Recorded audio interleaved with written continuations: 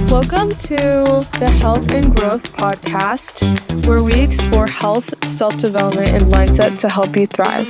Today, we're going to be talking about how to build healthy boundaries and how we can apply it in your life.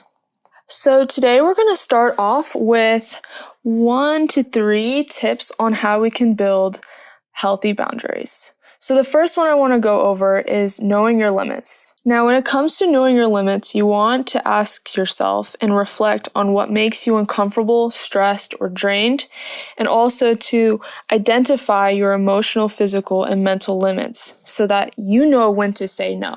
The second tip I want to share with you guys is to communicate clearly and calmly.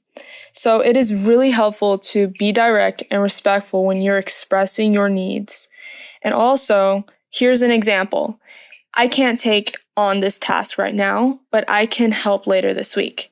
Something like that is a very clear and calm way to express when you can and you cannot do something. The third thing that is a practical way on building healthy boundaries is to learn to say no without feeling guilty.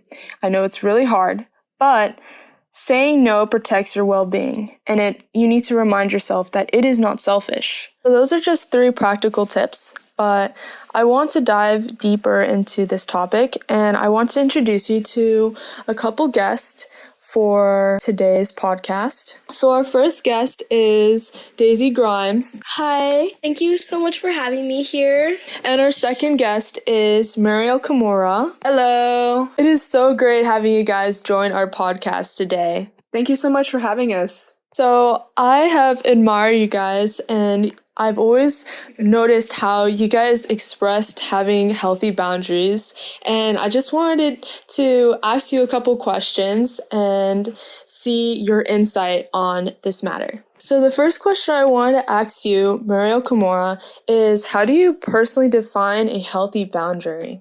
I would say it's like a mental limit and ways to control or to, set a wall on how much you tolerate in a relationship. Right. So that it ends up being more healthy and then you don't end up taking more than you want to, basically. I really loved your answer because everybody has their own personal limits, and that's why understanding your boundaries are so important. So, Daisy Grimes, the question I want to ask you was, what are some ways that you make healthy boundaries? Well, how I make healthy boundaries is by really telling people and really just letting them know what my boundaries are. And there's been times where people have crossed my boundaries and I've already told them, and I just feel like I'm just unheard and stuff. But then there's some people that they're good with boundaries and stuff. They understand Yeah, you. they understand me, and I feel respected when they actually understand me. Well said, really well said. Thank you so much for your answer, Daisy. So another question I have for you is, how do boundaries relate to self-respect and self-care? I would say that self-care is not only a physical thing, but a psychological or mental thing. So That's deep. if you set boundaries with people, it is helping your own well-being by not allowing them to take advantage of you. What do you have to say about that, Daisy?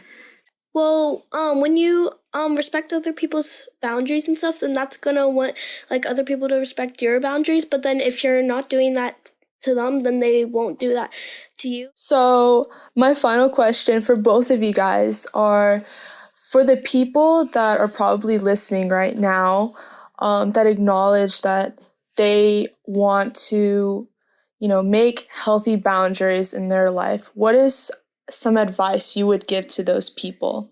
Some advice I would give people for starting making boundaries would probably be respecting other people's boundaries, of course, and then also knowing how to say no, because saying no, it's been it's really hard for everyone to say no, because you don't want to be a bad person, or you don't want to sound like a bad person, but Right. but saying no is good. That means that you're being honest and telling how you feel and stuff. I love how you mentioned that, a way to start, making boundaries for yourself is by acknowledging other people's boundaries. And it's kind of like it goes in a way hand in hand if you're thinking about it intentionally.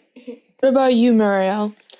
I would say when you're starting out or you're just starting to learn how to set your boundaries, you don't even have to make it like a big monumental thing. You just could be like, hey, I don't really want to do this. Hey, I don't really appreciate this. And Start out small. yeah, start out small. And I mean, if they don't like that, then they can either suck it up or learn to like it, I guess. Thank you so much for your answers today. This has been a great conversation. Setting healthy boundaries isn't always easy, but it's one of the most important things for your mental, emotional, and even physical well-being. Remember, guys, that boundaries are not selfish, they're self-care.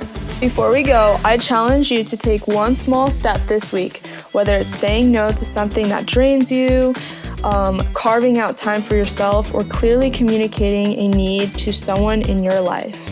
Even a small boundary is a victory for your well-being. Thank you so much for listening to the Health and Growth Podcast. If you enjoyed this episode, make sure to subscribe so you never miss a future conversation about health, mindset, and self-development. Until next time, take care of yourself, protect your energy, and remember your well-being matters. Talk to you soon. Bye!